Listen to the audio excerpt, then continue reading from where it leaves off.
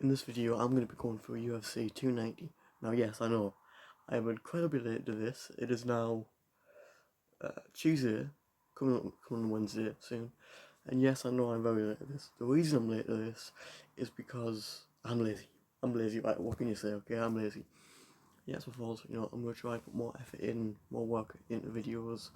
Because with the shooting them out, God, didn't even know anyone was hardly. Just kidding. I knew some of them were, but that's why the name's not MMA casual.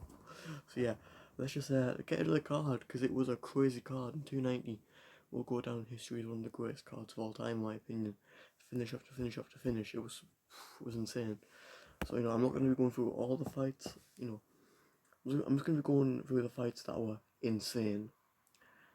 And to be fair, to started off, we will go Shannon Ross versus Jesus Aguilar.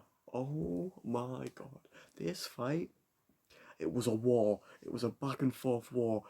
Jesus Aguilar was landing shots. Then Shannon Ross would come back and get a takedown. He'd get a double leg. It'd be close to submitting him. And yeah, no, this is not how that fight went at all. Jesus Aguilar went out there and KO'd him in 17 seconds. Crazy. He went out there and killed him in 17 seconds. That was mental. I did not see that finish coming at all. I was watching, I was like, whoa, my god, what the hell? Crazy fight. There's not much for me to break down there. Jesus Aguilar did the job very quick. Some people would call 17 seconds a long time. Moving on. Cameron Simon. Cameron Simon got a big win. Round 1. TKO.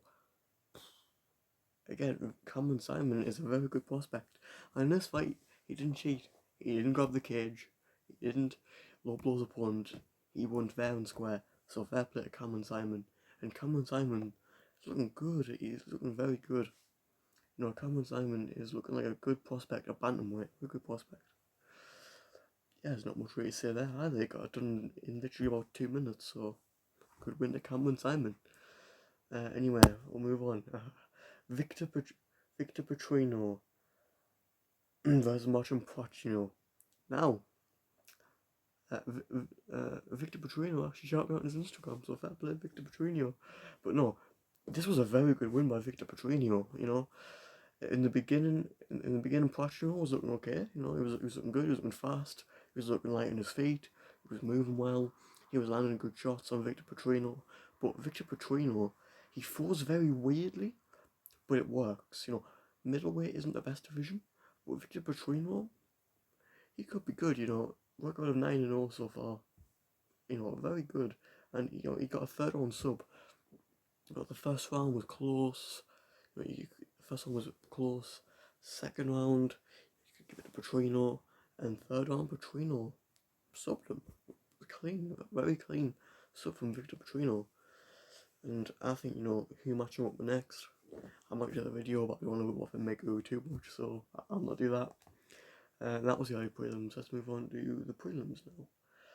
And the prelims, I'm not gonna. Oh yeah. Let's just get straight to it. Jimmy Crute versus Alonzo Menifield. Now, I picked Jimmy Crute. Yeah, no, I picked Jimmy Crute to win. Do you know why I picked Jimmy Crute to win? Because he's 27. Okay, he's young. He's got great ground game, great submissions. But his striking, okay, is worse than a drunk man in a bar. A drunk man in a bar could outstrike Jimmy Crute. Shut up. Jimmy, people call Duplessis striking weird, and we'll get to Duplessis, don't worry. But Jimmy Crute striking, it's like our fight in my dreams. It's insane. It's not good in the slightest. It's really not good. He's throwing open body kicks from boxing range. This isn't good. And then after Alonzo Menifield, by the way, submitted Jimmy Crute. Who saw that coming? What? Alonzo Menifield, big, fast, twitchy, power puncher would submit Jimmy Crute? Who would see that coming? Not me. I didn't see it coming. And yeah, he submitted him, what was it, round 2? Yeah, round 2 submission. That's impressive. You know, Jimmy Crute in the beginning of his career looked very good. But now, like, he's not even fighting the best. Alonzo Menifield isn't that good. He's really not. No, but it's light heavyweight, so they're really not. None of them are really good. So it's like, you know what I mean? Only like the top 5 of light heavyweight are good. Goes for heavyweight as well, and middleweight, kind of, you know. So yeah, very bad performance by Jimmy Crute. Then afterwards, he's like putting down the gloves if he's gonna retire. No, Jimmy Crute, no, you're 27. Come back. Train with Billy Izzy, okay? As much as I hate him, train with Izzy. No, train with Alexander Volkanovski. No, your striking is bad, and that needs to be improved. I'm sorry. Jimmy Crute's wrestling is amazing. His submissions are great, and in the first round, Jimmy Crute landed like 14. Like I'm not exaggerating here. Let's have a look at the strikes here. Let's have a look. Yeah, he landed so many strikes, so many knees to the body of Alonzo Menifield. That arguably could be a Jimmy Crute round. That is a Jimmy Crute round. But Alonzo Menifield came back and subbed him. What? But yeah, I mean, that's the sport of MMA. Let's move on. Yasmin Yalegui versus Denise Gomez, or Gomes. And this fight, you know what I did here? I said, you know what? I'm gonna go with the logical fighter here. I'm gonna go with Yasmin Yalegui. Okay, I'm gonna go with the 10-0 prospect in women's MMA. What? When do we see that? Who's also actually very good. Like, she's got good skills in everything. You know, she's a good striker, good wrestling. You know, she's got everything. She could be a good prospect. But Denise Gomes came out and again it was a war. It was a back and forth war again. You know, it was insane. You know, they were throwing out whale kicks. Denise Gomes was rocked. She was stumbling. She got dropped 5 times in the fight. No, 20 seconds is all it took Denise Gomes to finish Yasmin Yalegui. Women's MMA. It's so unpredictable. You can't predict it. You know what I mean? I may as well do the guru technique and just like flip a coin. You know what I mean? I'd probably get more results flipping a coin. Like, I'd probably get more results. Again, there's not much to say. 20-second finish. Like, what can you say? Denise Gomes went out there and KO'd Yasmin Yalegui very quick. There's quite a lot of good finishes, by the way. Anyway, let's move on to. I'm gonna skip the next one because it was a decision win for Tatsuri Tagurai. He looked okay. Striking wasn't the best. His grappling was good, you know, as we know. But to be fair, Edgar Chavez could have won that fight very easily. Like, I guess I'll talk about it then. You know, he could have won that fight very easy, Chavez, because Chavez in the first round knocked Tatsuro down. He knocked him down. Second round was Tatsuro's.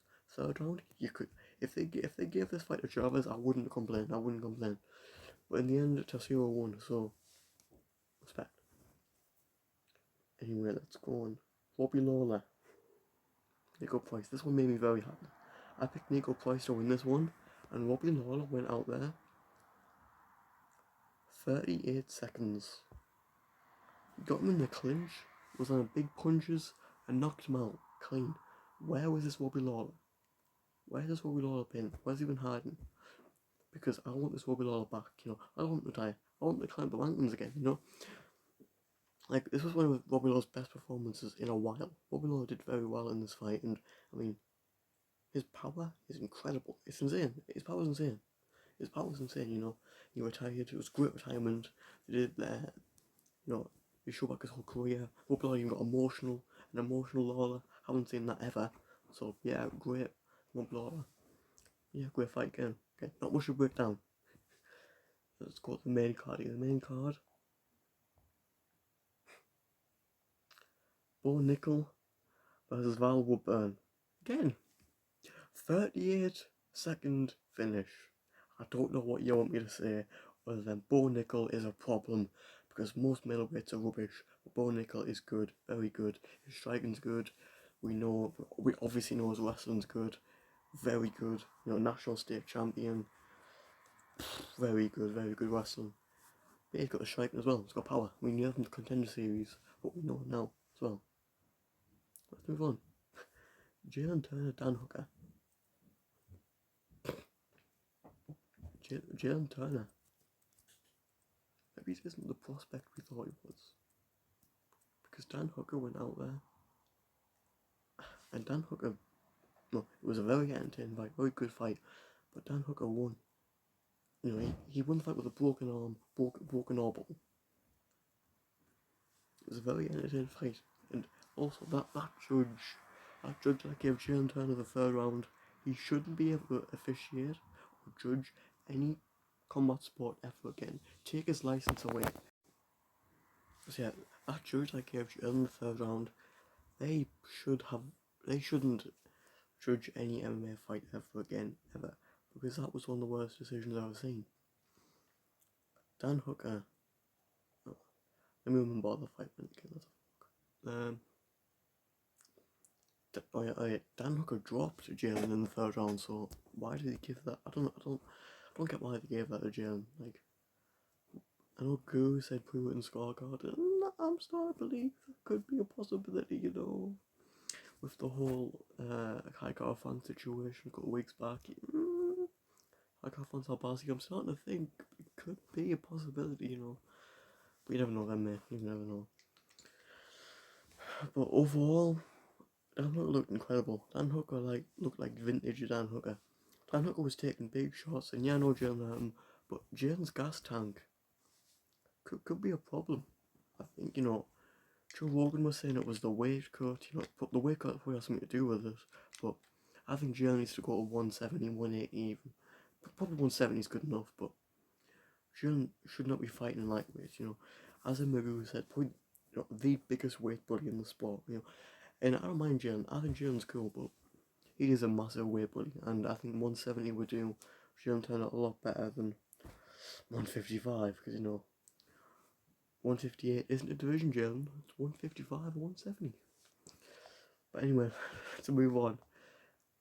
Robert Whittaker, Dricus Duplessis. Oh my god. Shock of the card. And I know everyone's now saying, oh, I knew Dricus would win. Oh, I had Dricus would win since day one. All you people were not saying Dricus would win. I knew Dricus would win. No, you didn't. Come on, no, you didn't. When this fight got announced, everyone was saying, why are you feeding Dricus Duplessis to Robert Whittaker? Why are you doing that? This is a prospect that Izzy wants to fight. Izzy the racist, but we'll get to Izzy. We'll get to Izzy. But everyone's saying, oh, Robert Whittaker's just gonna smoke him, and then what? Gonna have Robert Whittaker versus Israel 3? That could happen because arguably Bob did win the second fight, but is that what we're gonna have? Is that what we're gonna see? But no, Dricus Duplessis went out there and he won the first round, and then knocked TKO'd in the second round. Dricus, that was his best performance. He never looked that good ever. Never looked that good. Against Darren Till, he looked okay. But getting gassed out, it was that nose, that fixed nose. New mythical fighter fixed him. But in the Brunson fight, he looked okay in the Brunson fight. I give him that. He looked pretty good. But in this Robert Whittaker fight, he was on a different level. And Whittaker's only ever been beaten by Adesanya at 185. So that's insane. For Whittaker, I don't know what's next. I hope he doesn't decline massively. Hope it's lost. It makes me more motivated next time. But for Dricus, this sets up one of the biggest fights in middleweight history. Israel Adesanya versus Dricus Duplessis. The build up to this is going to be, it's going to be questionable to say the least. Israel's going to go on a racist tirade about, oh, Dricus isn't African. Dricus isn't even from Africa. He was born and raised in South Africa. He has an African passport. He breathes African air. He lives and trains there. Last I checked, Izzy lives in New Zealand, trains in New Zealand, breathes New Zealand air, and brought the belt back to New Zealand. So, what does Israel have a problem with here? Yeah, it's because Drake is speaking facts, and Israel's butthurt about it. It's clear as day. And the whole Usman thing, I might make a whole separate video on the Drake's Izzy thing. I might make a whole video on that because that was crazy. That's crazy. The fact that Israel's using racial slurs towards Duplessis, on Israel's podcast, I think it was like 2 months ago, with him and his brother, David Adesanya, used a racial slur towards Duplessis, but the media members are saying nothing. Oh, Errol Hawani, I hate Hawani. Hawani's painting the picture. Duplessis is some massive racist monster. When if anything, it's the complete opposite way around. Is he after the fight? Do a 27 and me. 26 and me. Like, oh, what? I know where I'm from. All this, Izzy impression's terrible. Israel's like, do a 27 and me, 26 and me, 23 and me, Izzy, but obviously it hits in the head of hit you too hard, but no. In the Drake's Israel fight, I hope Drake's knocks him out. Hope Drake's goes out there and proves why. I'm not gonna say too much because I'm walking on eggshells right now. This topic, I feel like, I'm not gonna say too much because again I'm walking on eggshells. But if you resemble a certain pigment, certain your opinion kind of becomes invalid. But when Izzy says something, let's move on before I get cancelled with 9 subs. Hey, moving up in the world. Lost a sub last week. Anyway, Brandon Moreno, Alexandra. I never know how to say his name. Is it Alexandra? Alexandra? I'm gonna go with Alexandra Pantoja. This fight was incredible. And for all the people saying, oh, Moreno didn't win that win. Didn't win that win? Oh, that's English. Didn't win that fight. It was either 4-1 Alexandra Pantoja or 4-2 Pantoja. And Moreno did good fight. If he really did have a broken hand in that first round, I'll give it Moreno, man. He's a savage, but I don't know if he did, I think he probably broke his hand, but it was in the first round, But if it was, fair play Moreno, but Alexander Pantoja, solid fighter. Very, very, very solid. There was a whole thing about the gas tank, and he kept up that pace for 5 rounds non-stop. In his career prior, there was, oh, his gas tank isn't all that, his gas tank isn't the best. And it wasn't. Well, it wasn't, but, in that Alex Perez fight, didn't get to show his gas tank. In the Brandon Royval fight, didn't really get his goal. Didn't really get to show his gas tank, but, with Pantoja, I know he should fight next Moreno. There's no one else for him to fight really, Davidson's going up to fight Dominic Cruz, bantamweight. He beat Royval recently. Moreno called Trilogy, it was an entertaining fight, it was a great fight. But didn't make it happen. That was fight night, fight the Canada already. Amazing fight. Moreno had his moments, Pantoja had his moments. It was a solid fight through and through. But let's get on to the main event. Alexander Volkanovski, Volkanovski versus Yair Rodriguez. Volkanovski may be the GOAT. Volkanovski may be the GOAT of 145, he may be. Because what he did to Yair, Max Holloway struggled with Yair. He had a grapple with Yair. I know, so did Alexander, but that's his game, Alexander's a martial artist. I like to think of Max as like a kickboxer, while Alex is a full range martial artist, And the way he grappled him and set up the strikes, so effective, man. His game plan is just so effective. Volkanovski is a beast, man. A beast, I was worried because I was worried that he could have won this one. The weight cut, going back to 145 after his last two, he made 155 for his last 2 fights. Obviously he didn't fight Makachev or whatever, but he was a backup opponent, made 155. Then he fought Makachev, made 155. But now going back down to 145, I thought, oh, could that okay, but you know, prove us all wrong. There was one moment where he did, you know, partly drop Volkanovski. Volkanovski got right back up, you know, pointed at him and went, "You might go short, mate, but you know, whatever." Volkanovski, he eats those and moves forwards, you know, that was kind of Irish, but, you know, we'll move. And yeah, Volkanovski gets a third round finish, and it was great. It was an amazing performance. Great performance by uh, Alexander Volkanovski, amazing. Like, what can you say?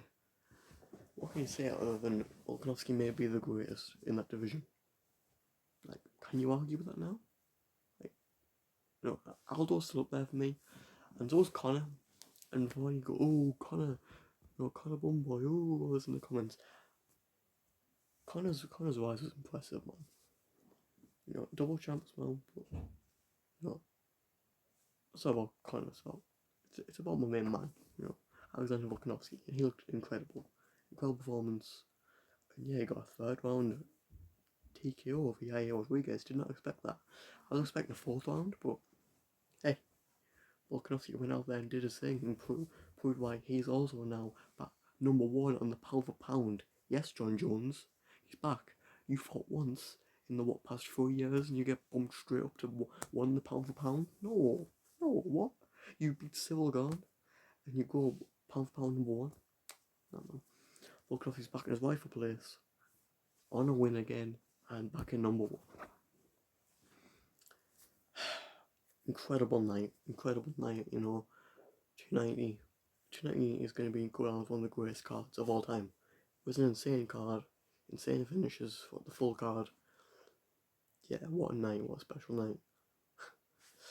So yeah. I'm going to make more videos in the future, you know, like, comment, subscribe. I might make a video for the Bueno, home Bueno silver card, or I might just make a whole standalone video on the Duplessis situation, who knows. But yeah, this has been me. Peace.